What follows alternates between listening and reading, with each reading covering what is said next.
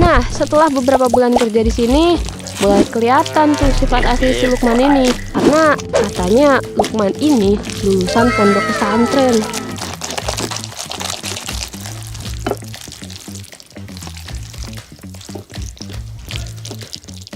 Hai, hari ini gue mau cerita tentang pengalaman gue di tempat kerja yang sangat di luar nalar. Dan ngeselin abis deh pokoknya. Kenalin, gue Ten, tapi bukan temennya Rockly ya.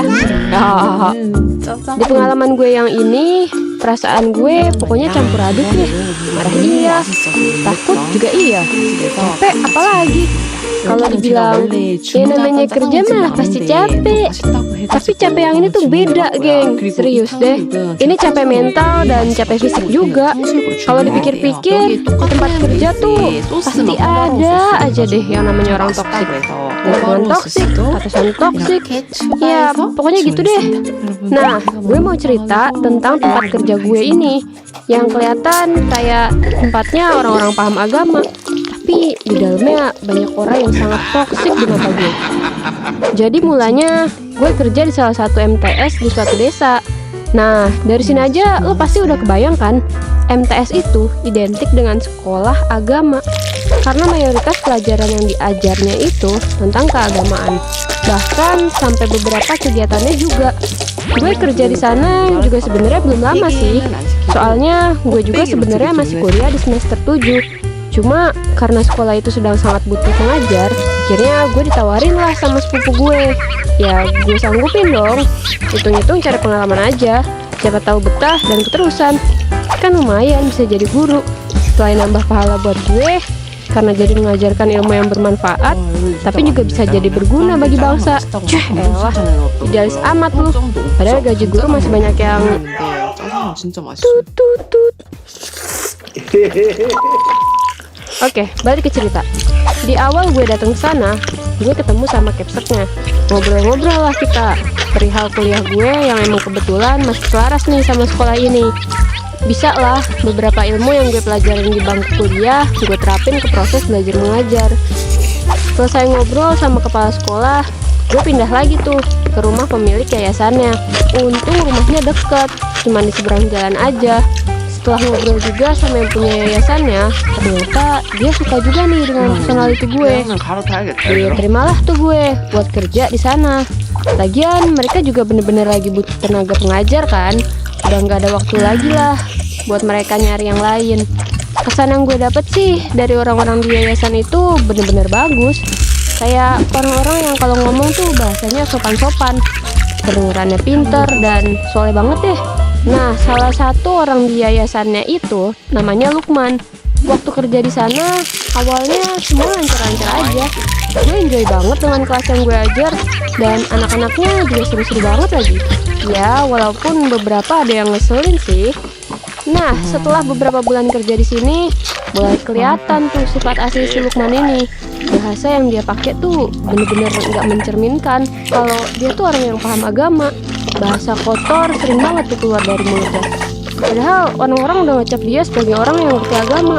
Karena katanya Lukman ini lulusan pondok pesantren. Tapi BTW sebenarnya gue udah lumayan sering sih ketemu orang yang modelannya kayak gini. Orang suka ngasih julukan ke mereka sebagai orang yang paham agama, tapi perilakunya malah menyimpang. Bahkan Lukman sendiri yang bilang, jangan berlebihan sama agama, biasa-biasa aja. Pernah suatu hari, guru-guru gak dibolehin pulang, disuruh ke rumahnya dia, si Pak Lukman ini. Kita semua ngira ada pertemuan penting dong. Ternyata cuma ngobrol doang.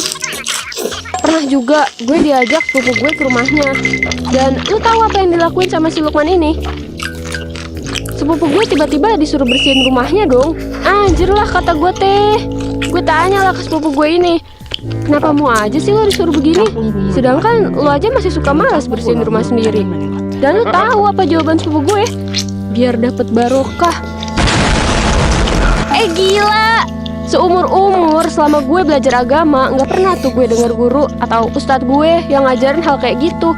Gue sampai mikir, dia kan banyak duit ya, kenapa gak sewa ART aja sih? Bayar gaji ART kan pasti lebih gampang buat dia. Toh dia orang berada. Oh iya, BTW Lukman ini emang masih single. Dia tinggal sendiri. karena dua orang tuanya udah meninggal.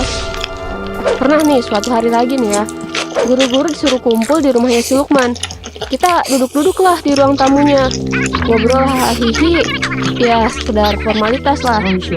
Dia tiba-tiba nyuruh gue sama sepupu gue jemur baju. Kaget banget gue. Loh hei, itu kan ranahnya udah di luar kerjaan. Dan kalaupun emang mau nyuruh, timingnya kenapa harus pas lagi bareng sama guru-guru yang lain sih? Untung aja waktu itu tiba-tiba tangan gue kram dan gak bisa gerak. Semesta aja gak izinin gue buat dimanfaatin sama si Lukman ini kan. Akhirnya gue gak jadi deh bantuin. Bener-bener bersyukur banget ya gue. Akhirnya balik lagi lah gue ke ruang tamu dan duduk bareng sama guru-guru. Tapi tiba-tiba si Lukman ini mau minjem HP gue. Ya gue gak keluarin lah HP gue, karena dia kalau minjem HP tuh pasti bukain ke hal-hal yang sifatnya privasi, kayak WA, galeri, dan lain-lain. Lagian ngapain juga anjir minjem HP gue? Emang dia nggak ada HP kah? Gak jelas banget nih orang. Mana minjemnya maksa lagi, sampai pegang-pegang lengan, bahkan tangannya sampai nyentuh paha gue gitu. Risih banget lah gue. Apalagi gue juga udah lama banget jaga jarak sama lawan jenis yang bukan mahram. Sentuhan sama laki-laki aja gue udah gak pernah. Dan harusnya si Lukman ini paham dong hukumnya gimana bersentuhan dengan yang bukan mahramnya. Itu kan gak boleh. Padahal dia paham agama, tapi kelakuannya sama sekali gak kayak orang yang paham agama tuh. Berarti gak sih? Akhirnya karena gue gak nyaman, gue nangis tuh di sana. Gue ngerasa risih banget dan takut juga waktu tangannya nyentuh paha gue. Pas gue nangis, si Lukman ini cuma beralasan, saya cuma bercanda loh. Bahkan sampai ada guru yang nyeletuk, ngapain sih nangis mbak? Mas Lukman itu bercanda kok. Emang biasa kayak gitu dia mah. Enak aja lu, yang kayak gitu jadi kebiasaan aja udah aneh. Ini lagi gue udah nangis gini malah cuma dibilang bercanda. Bukannya dihibur atau dibela, malah makin dipojokin. Padahal gue udah bertahun-tahun ngejaga diri dari modelan laki-laki kayak gitu. Dia masih enaknya bilang bercanda. Astagfirullah, tidak boleh kak, ini lingkungan beragama. Don't pakai kak, don't talk. You don't talk anymore. Pernah juga waktu itu gue disuruh ke kantor guru MI. Gue kira ada urusan penting dong, karena sampai diminta untuk datang ke sana kan. Padahal gue lagi ngajar dan mau gak mau gue tinggalin dong murid gue. Ternyata gue malah disuruh bikin 3 makalah. Padahal itu kerjaan si Lukman anjir. Sebel banget gue. Tapi juga nggak bisa nolak, karena gue di posisi yang nggak bisa nolak. Ya udahlah. Akhirnya tetap gue kerjain tuh makalah. Tapi ya suka-suka gue aja ngerjainnya. Gue cuma ketik paste dari Google. Gue amat mau bener apa enggak. Yang penting udah gue kerjain tuh makalah.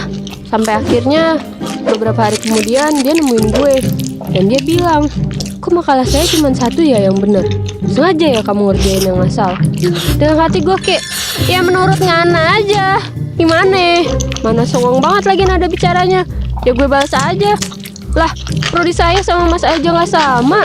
Ya jelas aja saya gak paham sama materinya. Wajar dong kalau salah. Di hari yang sama pun dia nge-body shamingin gue.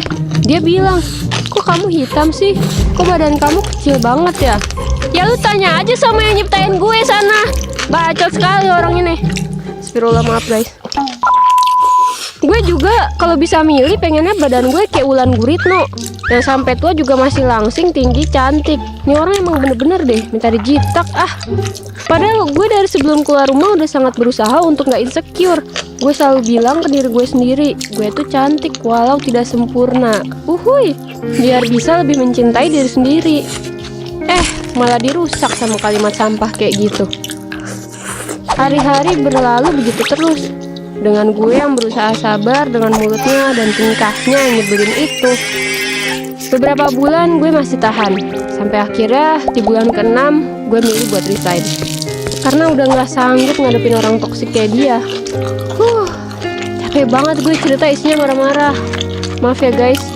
Tapi yang mesti kalian tahu, dan sebagai pesan terakhir gue juga di penutupan cerita ini, jangan terlalu fanatik sama pemuka agama.